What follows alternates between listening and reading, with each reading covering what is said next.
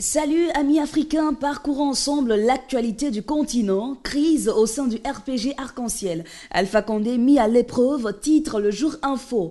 De retour de Davos, le président guinéen Alpha Condé a trouvé une patate chaude à Conakry. Une horde de jeunes de son parti, le RPG Arc-en-Ciel, a barricadé samedi l'entrée du siège national implanté au cœur de Hamdalaï, confirme le site. Il contestait ces deux décrets, celui du 18 janvier qui reconduit son premier ministre Mohamed Saïd Fofana et le décret du 20 janvier nommant les nouveaux membres du gouvernement qu'il avait promis à ses compatriotes.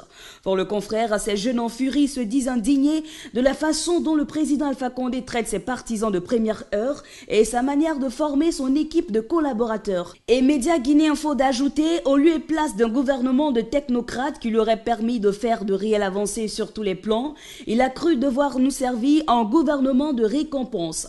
Comment Alpha Condé compte-t-il affronter ces jeunes loups, s'interroge le jour info. Une chose est sûre, Alpha Condé se trouve devant une épreuve dont lui seul détient la solution. Nouveau coup dur pour le pouvoir sud-africain. Le principal parti de l'opposition sud-africaine, l'Alliance démocratique, a annoncé mardi un accord avec la formation à gang de l'intellectuel noir Manfela Ramphele pour affronter l'ANC aux prochaines élections générales. Mélène Guadiane s'en fait l'écho. Le confrère rapporte que Lenzine, la présidente du parti d'opposition, s'est dite heureuse que Ramphele ait accepté d'être la candidate du DA. Pour l'Alliance démocratique taxée de parti de blanc par l'ANC, Madame Ramphele est une alliée de choix. Elle incarne une opposition noire et intellectuelle et représente ceux qui ont lutté contre l'apartheid sans faire partie de l'ANC.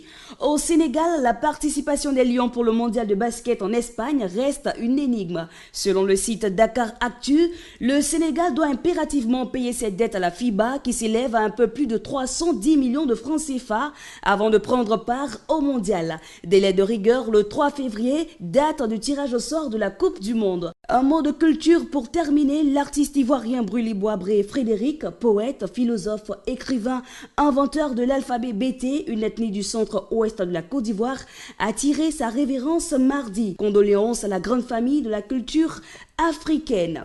Et c'est la fin de cette revue de presse, mais avant de nous quitter, méditez sur ce proverbe africain, la force du baobab se trouve dans ses racines.